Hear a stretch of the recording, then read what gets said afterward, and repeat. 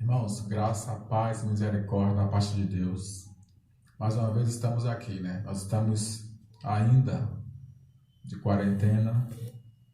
Não sabemos quando isso vai passar. Então, enquanto isso não passa, vamos estar fazendo alguns vídeos, algumas mensagens e continuar com o nosso Salmos dos Degraus, degraus que nós estamos estudando há algum tempo. E hoje vamos estar falando sobre o Salmo número 132. Então, pega a sua Bíblia na sua casa e preste um culto ao Senhor. Ouça a mensagem, veja na sua Bíblia, leia a sua Bíblia em casa para estarmos aprendendo mais do Senhor. Esses dias de quarentena, minha esposa já leu 3 livros. Então, vamos estudar mais a palavra, ler mais a palavra, aproveitar que estamos com um pouquinho mais de tempo. Então, vamos estar lendo a palavra do Senhor. Diminuir um pouco o acesso ao Zap,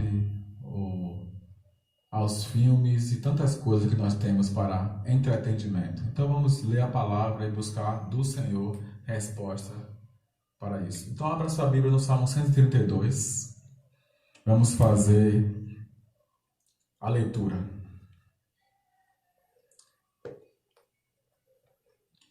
Lembra-te, Senhor, de Davi e de todas as suas aflições, como jurou ao Senhor e fez voto ao poderoso Deus de Jacó, dizendo: certamente que não entrarei na tenda da minha casa, nem subirei à minha cama.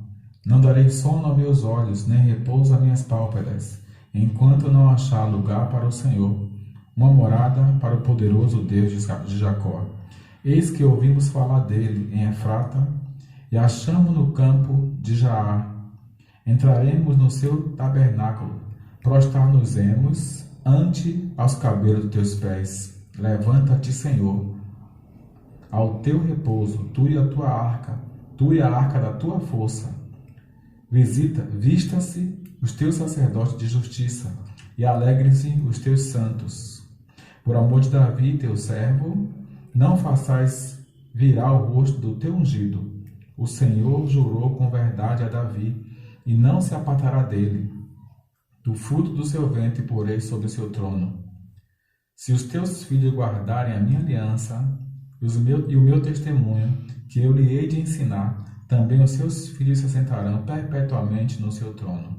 Porque o Senhor escolheu a Sião e desejou para a sua habitação, dizendo: este é o meu repouso, para sempre aqui habitarei o meu desejo. Abençoarei abundantemente os seus mantimentos.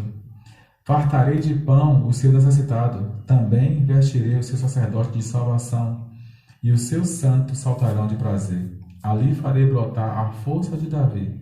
Prepararei uma lâmpada para o meu ungido. Vestirei os seus inimigos de vergonha, mas sobre eles florescerá a sua coroa. Vamos orar. Senhor, esta é a tua palavra. Nós precisamos que o Senhor fale conosco, porque somos teus, somos ovelhas tuas, somos teus filhos, somos teus servos. Fala, Senhor, que o teu servo ouve, em nome de Jesus. Amém. Estamos estudando os Salmos dos Degraus. Do Salmo 120 ao Salmo 134 são chamados os Cânticos dos Degraus. São os peregrinos.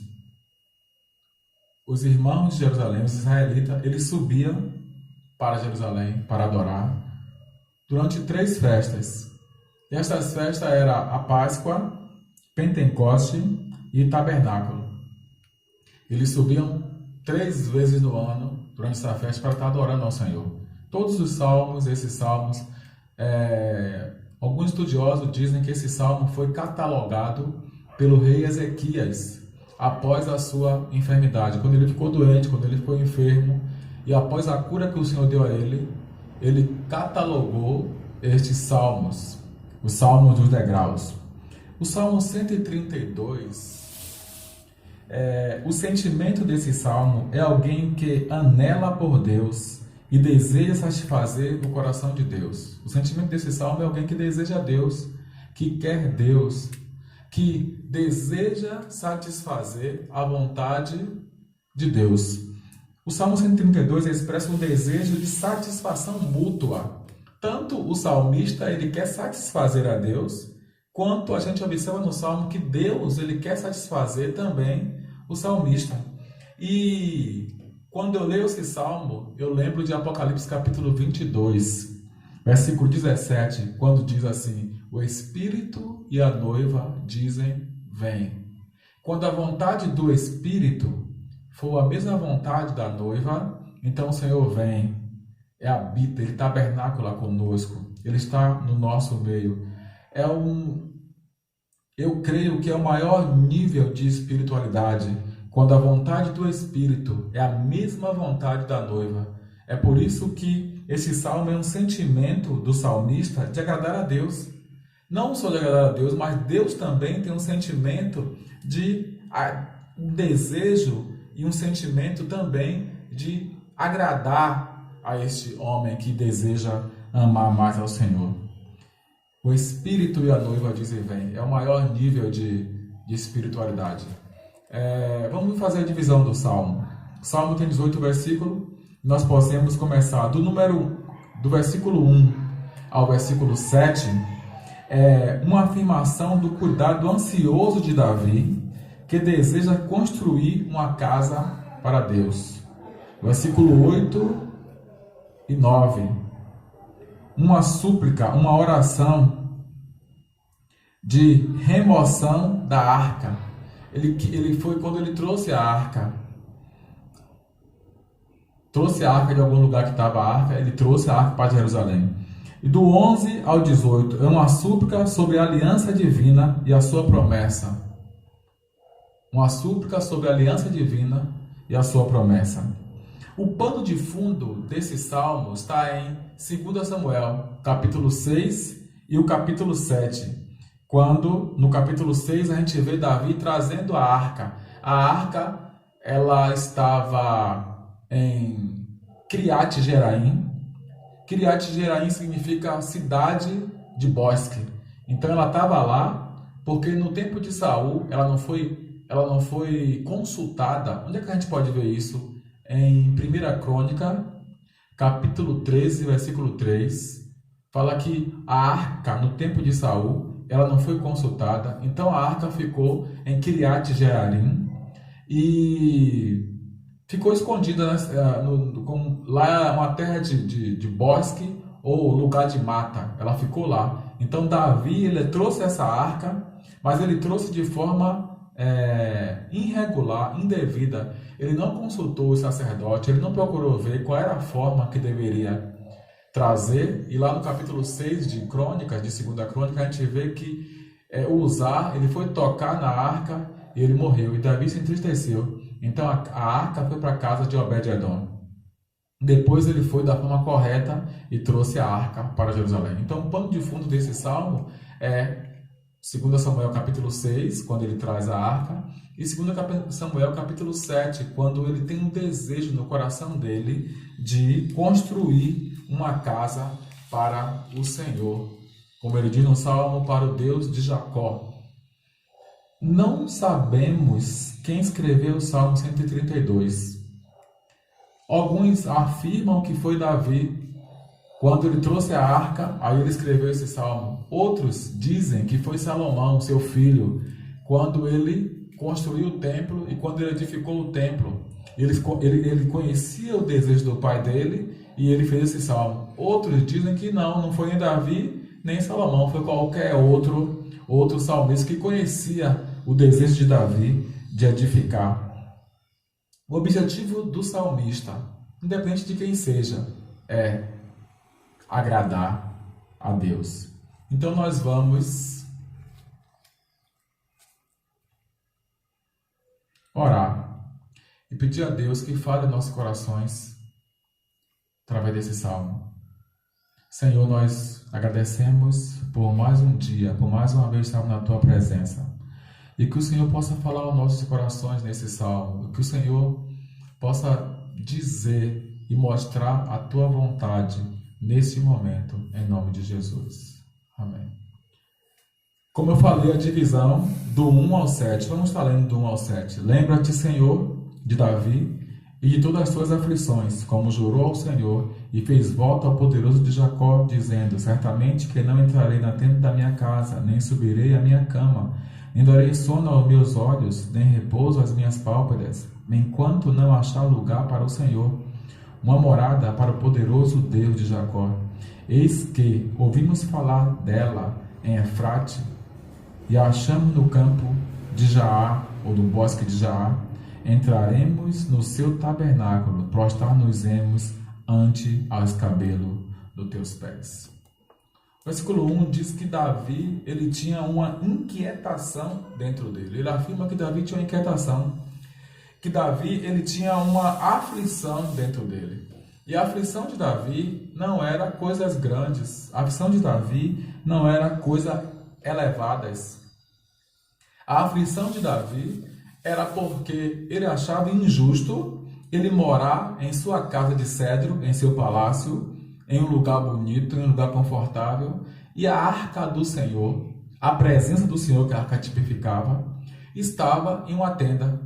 Desde de Siló, né, quando Josué ele pegou a arca e fez uma tenda para a arca lá em Siló, a arca ficou lá numa tenda. E Davi falou que aquilo ali incomodava Davi. Aquilo ali não era bom para Davi. E isso doía no coração de Davi quando ele via a arca do Senhor naquela situação. E isso, todas as vezes que eu li esse salmo, irmãos, isso me levou a uma pergunta. O que é que dói no meu coração? O que dói no meu coração é algo para agradar a Deus? O que dói no meu coração é um sentimento da parte de Deus, mas geralmente o que dói no nosso coração é perder o emprego, o que dói no nosso coração é não estar com dinheiro, o que dói no nosso coração é que nós queremos que o Senhor sempre cure a enfermidade. Mas, e as demandas do Senhor?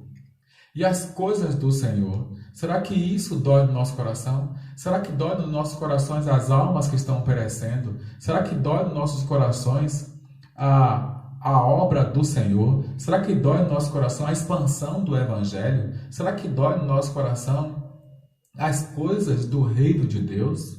A palavra de Deus fala: mas buscai primeiro o reino de Deus e a sua justiça, e estas coisas vos serão acrescentadas. Então, a aflição e a dor do coração de Davi era por causa da arca do Senhor. Isso doía no coração de Davi.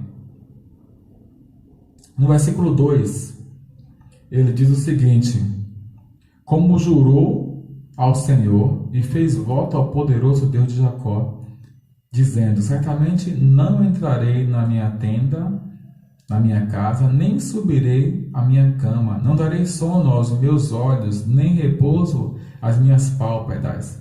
Davi está falando que ele vai se empenhar, ele vai colocar todo o esforço do mundo. Ainda fala que ele fez um voto. Ele fez um voto a Deus. E voto, a gente lembra de Jacó. Jacó, quando ele fugiu da casa do pai, a Bíblia mostra que ele se deitou em um local, lá em Gênesis capítulo 28, e ele teve um sonho.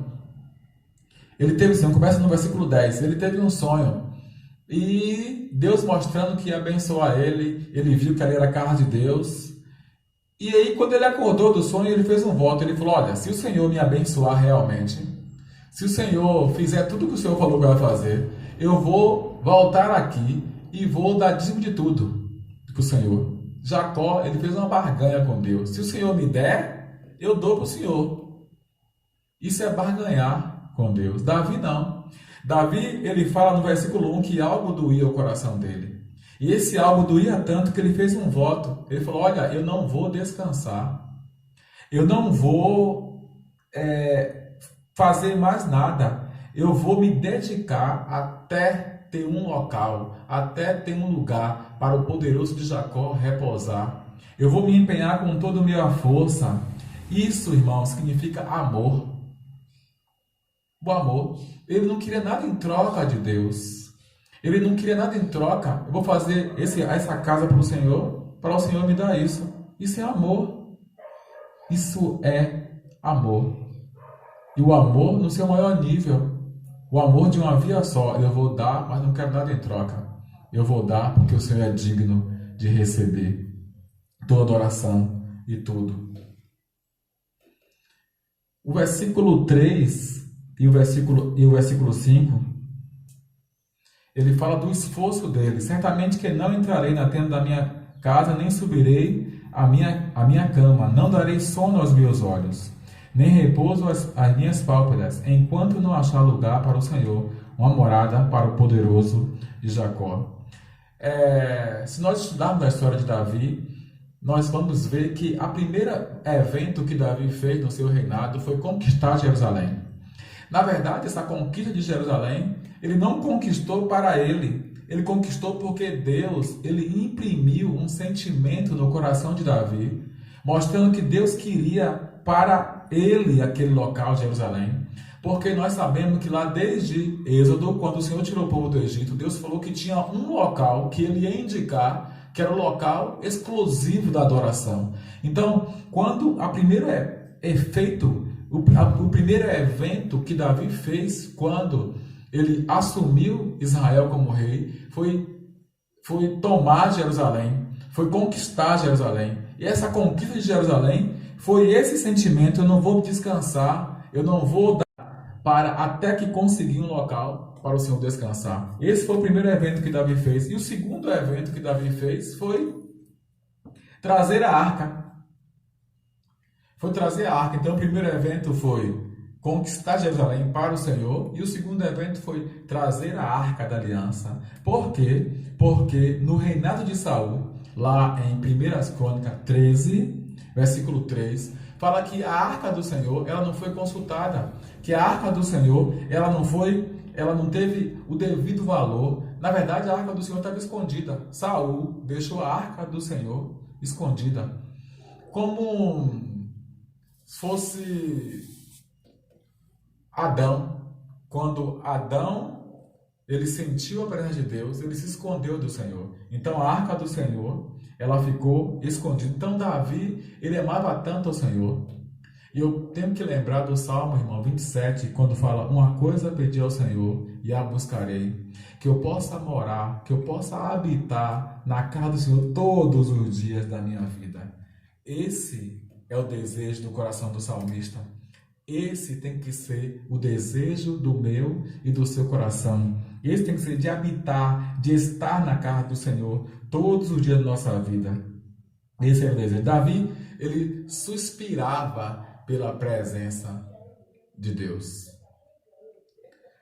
O versículo 6 e 7. Eis que ouvimos falar dela em Efrata, e a achamos no campo do bosque. Entraremos no teu tabernáculo, prostrar-nos-emos ante aos cabelos dos teus pés. Irmãos, como eu falei, no tempo de Saul, não buscavam a presença do Senhor. Eles não consultavam a arca. Saul não consultou a arca. E Davi não. Davi, ele queria a presença de Deus próximo. Por quê? O que é que eu creio, irmão? No versículo 6 ele fala que ouvimos falar. Eu creio que Davi, quando era jovem, ele falou: nós ouvimos falar da arca lá em Efrata. Efrata significa Belém. Lá em Miqueias, capítulo 5, versículo 3, fala: és tu Belém, e tu Belém Efratas. De maneira nenhuma a menor das tribos. Então Belém é a mesma Efrata. Então Davi, ele falou que ouvia falar da arca do Senhor lá em Efrata.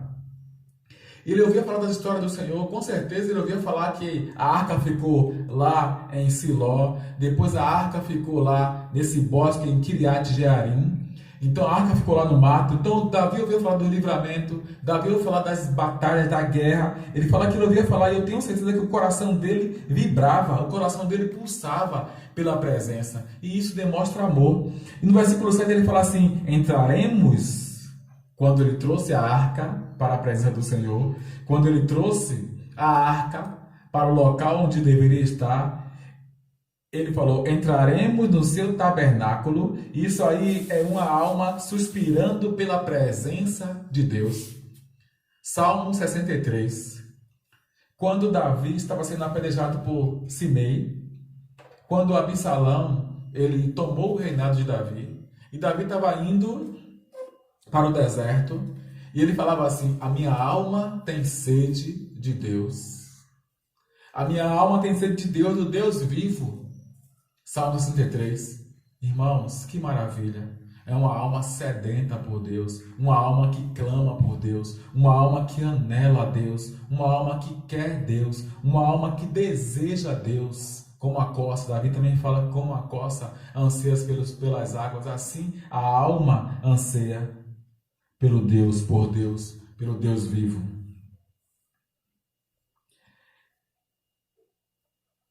O versículo 8 a 10 é uma oração. Uma oração nos ensina a trazer o sacerdote, irmãos. Uma oração que ensina a nós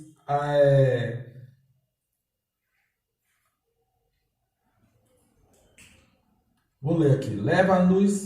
Levanta-te, Senhor, ao teu repouso, tu e a tua arca, a arca da tua força. Vista os teus sacerdotes de justiça e alegrem-se os teus santos. Vista os teus sacerdotes de justiça e alegre o teu santo. Levanta-te, Senhor, ao teu repouso, tu e a tua arca, tu e a arca da tua força. Vista-se os teus sacerdotes de justiça e alegrem-se o teu povo. Irmãos, a alegria do Senhor é a nossa força. Mas primeiro ele fala: levanta-te, Senhor. Levanta-te, Senhor, e vista os teus sacerdotes de justiça e o seu povo se alegre. Ele está falando que os sacerdotes, a importância do ministério na igreja, a importância do sacerdócio na igreja. E ele fala que quando esse sacerdote é ministrado, existe uma ligação direta entre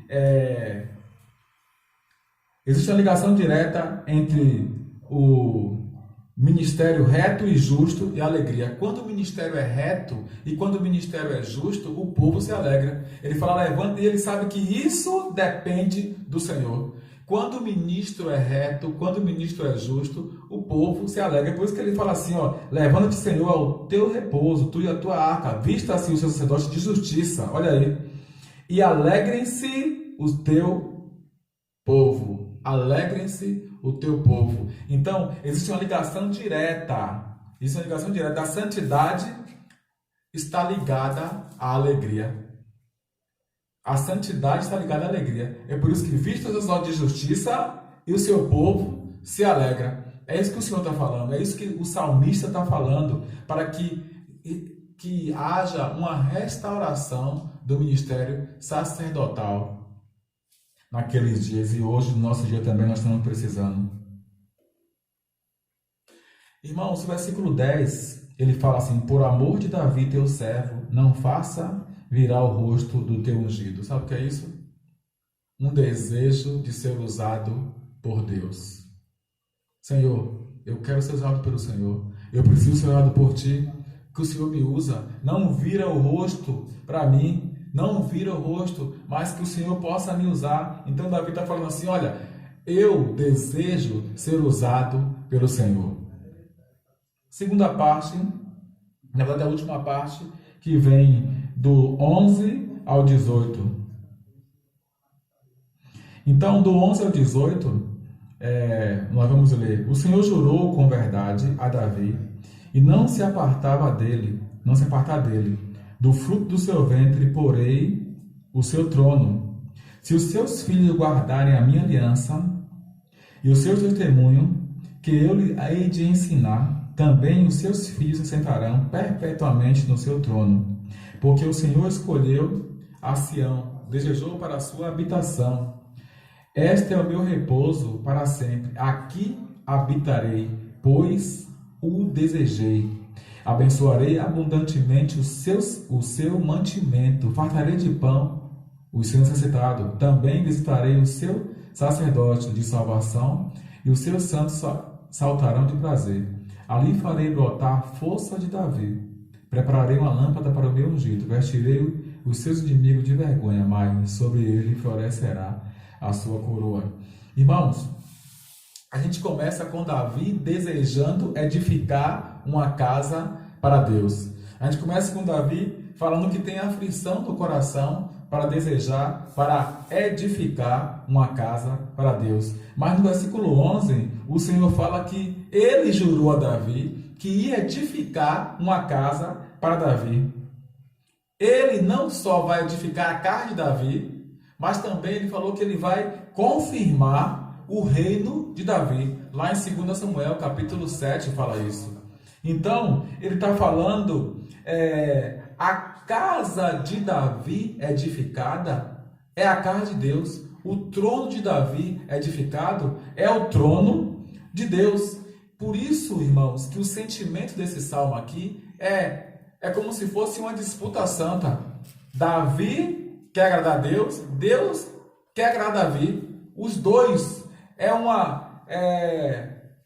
um equilíbrio maravilhoso, mas só que Davi não pode sobressair de Deus. Então Deus falou: olha, Davi, antes de você edificar uma casa para mim, eu primeiro vou edificar e confirmar, eu vou edificar a sua casa e confirmar o seu reino para sempre.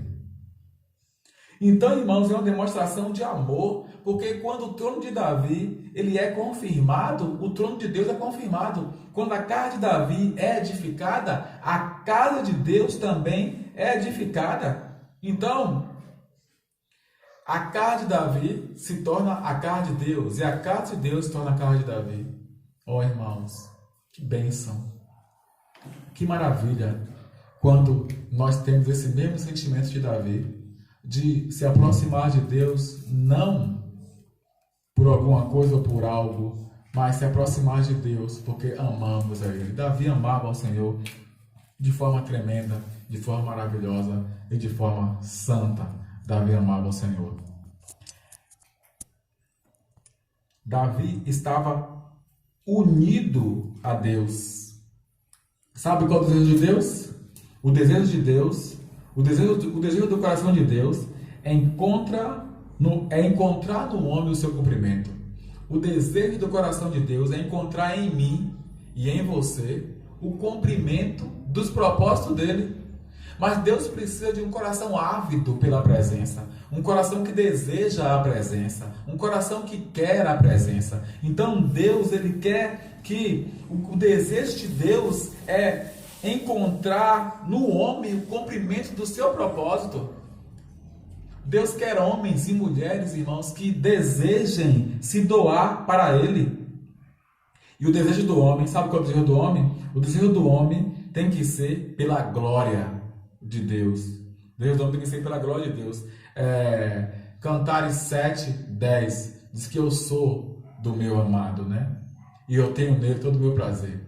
Então, esse tem que ser nosso sentimento.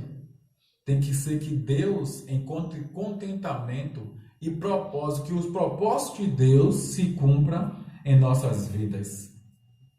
E ele, no versículo 13, ele fala: porque eu escolhi a Sião. Irmãos, nos Salmos, nos Cânticos dos Degraus, muitas vezes nós contamos Sião.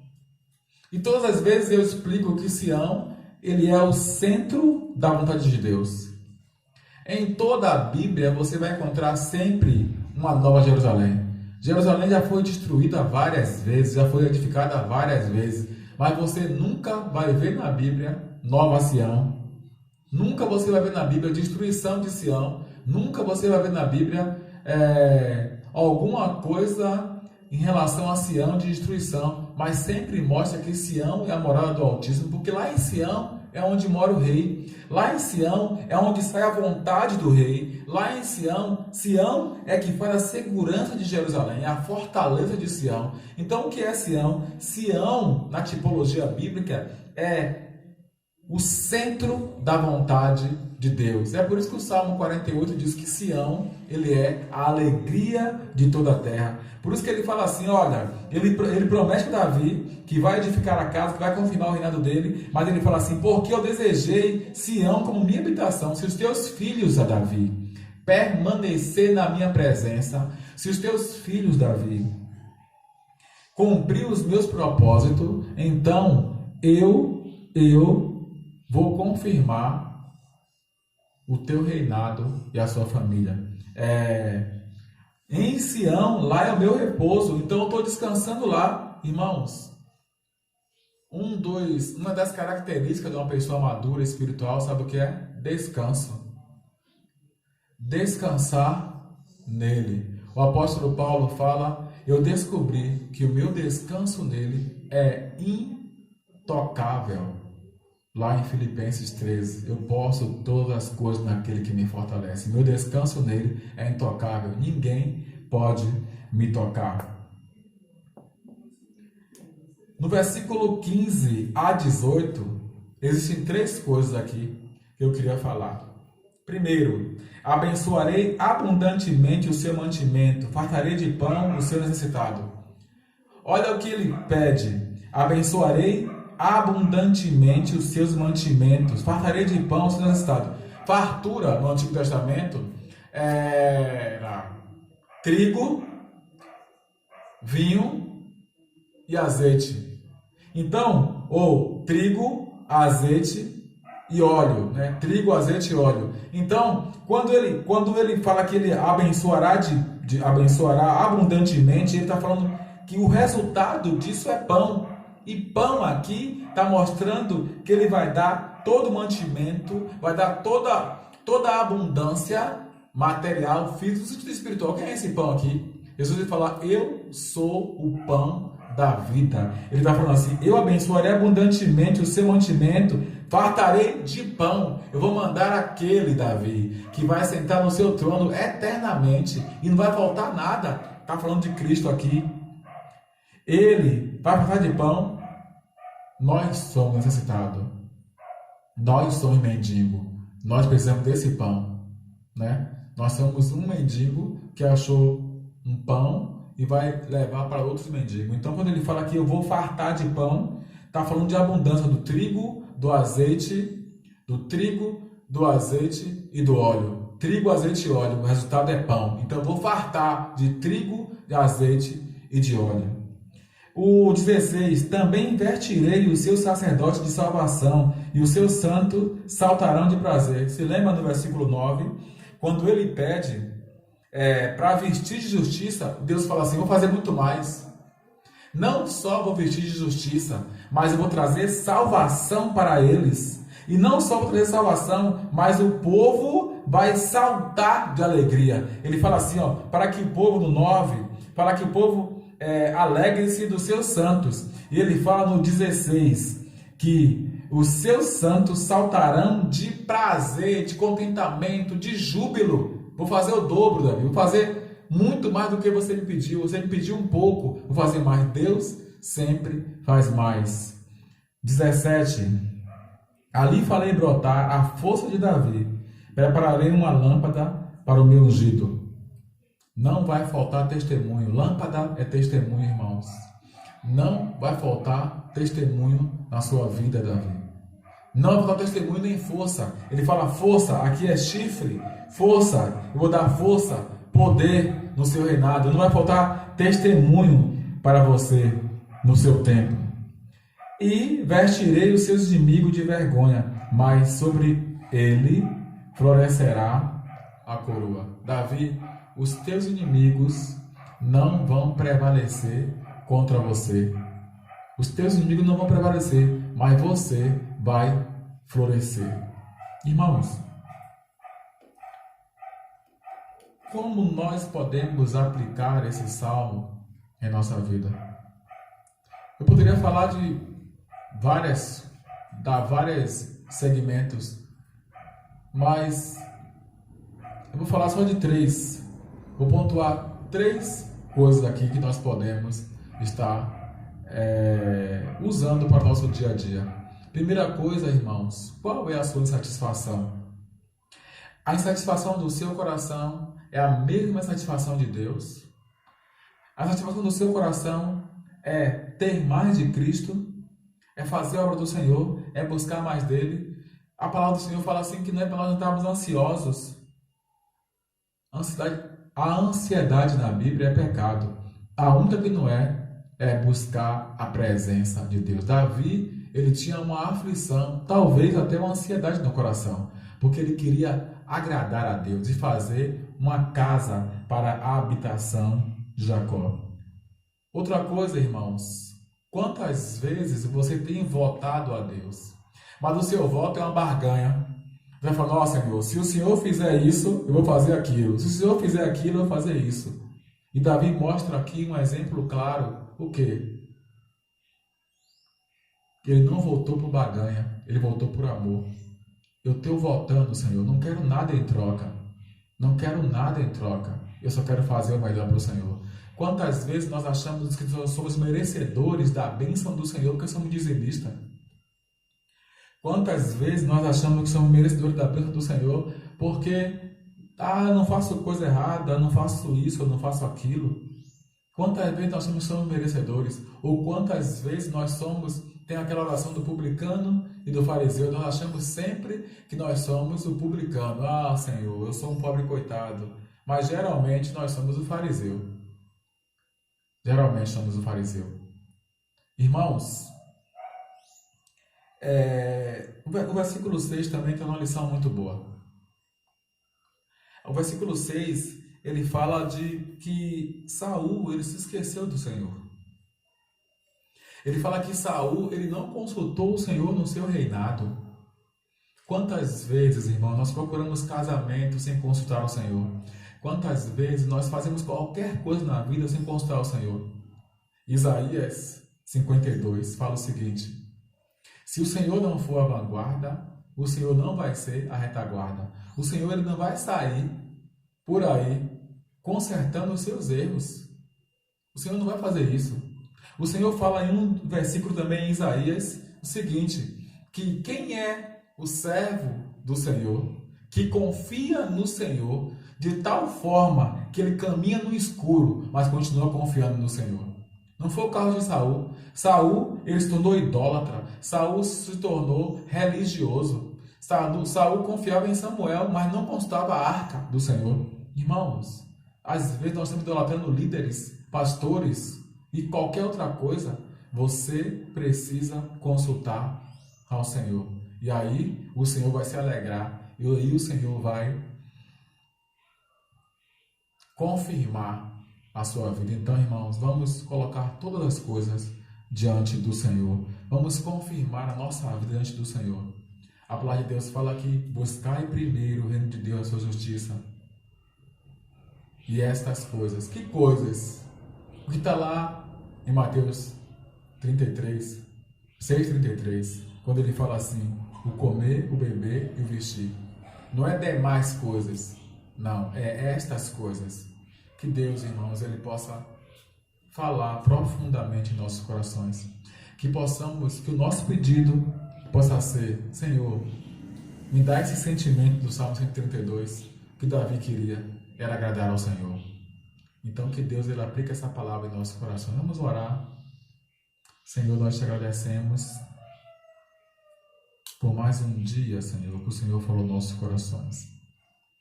Senhor, que o sentimento de Davi, o Senhor possa colocar nos nossos corações, que possamos anelar e desejar o Senhor e amar ao Senhor, e possamos a cada dia querer mais do Senhor para nossas vidas. Continua conosco, Senhor, nos guardando nesses dias tão difíceis, Senhor. Nos guarda, Senhor. Que possamos estar debaixo das tuas mãos, debaixo da tua proteção, em nome de Jesus. Amém.